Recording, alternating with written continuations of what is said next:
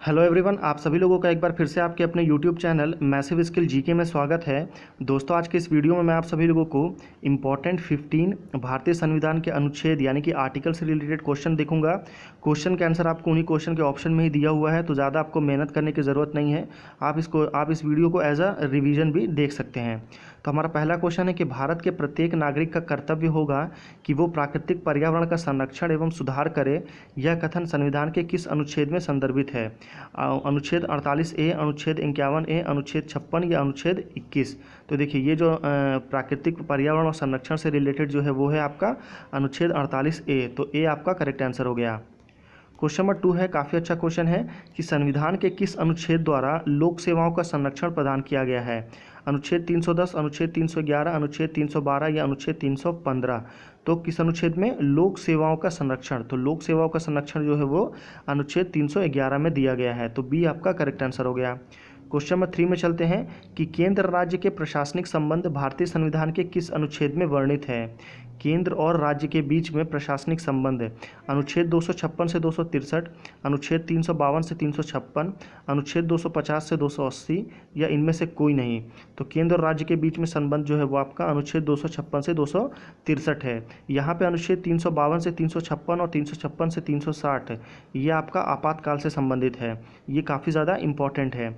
वहीं अनुच्छेद 250 से 280 जो है इसके बीच में फाइनेंशियल कमीशन आता है। अगले क्वेश्चन में चलते हैं। क्वेश्चन नंबर 4 है कि भारतीय संविधान के किस अनुच्छेद में मौलिक कर्तव्यों की चर्चा की गई है? अनुच्छेद 50A, 51A, अनुच्छेद 49A, अनुच्छेद 52A। तो देखिए, मौलिक कर्तव्य के बारे में कितने मौलिक कर्तव्य हैं? तो टोटल 11 मौलिक कर्तव्य हैं। पहले जब कितने थे? तो पहले आपके 10 मौलिक कर्तव्य थे, 11वां अभी जोड़ा गया है। ये कहाँ वर्णित है? तो ये अनुच्छेद 51 का या अनुच्छेद 51A में संबंधित है। अगले क्वेश्चन में चलते हैं। क्वेश्चन नंबर 5 है कि संविधान के किस अनुच्छेद के अंतर्गत प्रत्येक राज्य मातृभाषा का प्रसार एवं अनुदेश प्राथमिक शिक्षा में लागू कर सकता है? यानी कि संविधान ने किस अनुच्छेद में ऐसा कहा है कि हर राज्य अपनी मातृभाषा खुद स्वयं चुन सकता है और उसका प्राथमिक शिक्षा में उसको लागू भी कर सकता है? 349, 350, 350A या फिर आपका 351। तो देखिए, मातृभाषा से संबंधित जो है ये 350A है। आपको ये ध्यान रखना है कि यहाँ पे हिंदी की बात नहीं हो रही। हिंदी की बात जो होती है वो होती है 343 में। यहाँ पे जो बात हो रही है कि मातृभाषा की, तो मातृभाषा जैसे साउथ इंडिया में आपका कर्नाटका में कन्नड़ है, तमिलनाडु में तमिल है, केरला में मलयालम है, वहाँ पे अलग अलग हो सकता है। अगले क्वेश्चन में चलते हैं। हमारा अगला क्वेश्चन है क्वेश्चन नंबर 6 कि संविधान के किस अनुच्छेद में हिंदी भाषा के विकास के लिए निर्देश दिया गया है? हिंदी भाषा का विकास के लिए। तो अनुच्छेद 330, 336, 343 या 351। तो हिंदी भाषा का विकास जो है वो 351 में दिया गया है। तो डी आपका करेक्ट आंसर हो गया। क्वेश्चन नंबर 7 में चलते हैं कि भारतीय संविधान के किस अनुच्छेद में राज्य सरकार को ग्राम पंचायत के संगठन का निर्देश देता है? अनुच्छेद 32, अनुच्छेद 40, अनुच्छेद 48 और ऑप्शन नंबर 4 क्या है? अनुच्छेद 78। तो देखिए, ग्राम पंचायत का गठन जो है वो राज्य सरकार करती है और वो दिया गया है अनुच्छेद 40 में। तो बी आपका करेक्ट आंसर हो गया। क्वेश्चन नंबर 8 में चलते हैं कि राष्ट्रपति संविधान के किस अनुच्छेद के अंतर्गत लोकसभा को भंग कर सकता है? लोकसभा को भंग किया जा सकता है जबकि राज्यसभा को भंग नहीं किया जा सकता। तो लोकसभा को भंग करने का जो अधिकार है वो आपको राष्ट्रपति कौन से अनुच्छेद देता है? अनुच्छेद 85, अनुच्छेद 95, अनुच्छेद 356, अनुच्छेद 365। तो अनुच्छेद 85 यानी कि आर्टिकल 85 के माध्यम का उपयोग करके राष्ट्रपति जो है वो लोकसभा को भंग कर सकता है। यहाँ पे आपको एक चीज़ और ध्यान देने वाली बात है, अनुच्छेद 79, 80 और 81 ये तीनों भी काफ़ी ज़्यादा इंपॉर्टेंट है।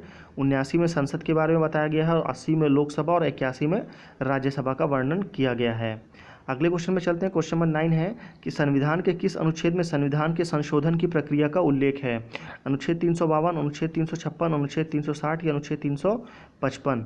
तो देखिए, संविधान का जो संशोधन है वो अनुच्छेद 355 के माध्यम से किया जाता है। और संविधान संशोधन की प्रक्रिया कहाँ से ली गई है? तो ये दक्षिण अफ्रीका से लिया गया है।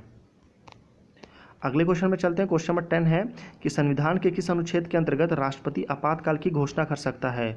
अनुच्छेद 352, अनुच्छेद 356, अनुच्छेद 360 या अनुच्छेद 361। तो देखिए, राष्ट्रपति जो है वो आपातकाल लगाता है तो वो पूरे देश में लगाता है। तो बेसिकली ये आपका अनुच्छेद 352 से संबंधित है। और राज्य सरकार के ऊपर में जब आपातकाल लगता है या राज्य में जो स्पेशली आपातकाल लगता है वो अनुच्छेद 356 में लगता है। और जो आपातकाल 360 में है वो है आपका फाइनेंशियल इमरजेंसी यानी कि वित्तीय आपातकाल जो है वो अनुच्छेद 360 से संबंधित है। अगला क्वेश्चन में चलते हैं। क्वेश्चन नंबर 11 है कि भारतीय संविधान के किस अनुच्छेद के अंतर्गत वित्त आयोग के गठन का प्रावधान है? अनुच्छेद 249, 280, 368 या 370? तो अनुच्छेद 370 जिसको हटा दिया गया है, ये कहाँ से संबंधित था? तो ये आपका जम्मू एंड कश्मीर से संबंधित था। यहाँ पे वित्त आयोग के गठन की जो बात की गई है वो आपका अनुच्छेद 280 के माध्यम से कहा गया है। तो बी आपका करेक्ट आंसर हो गया। क्वेश्चन नंबर 12 में चलते हैं कि भारतीय संविधान के मूल संविधान को कितने भागों में विभक्त किया गया था?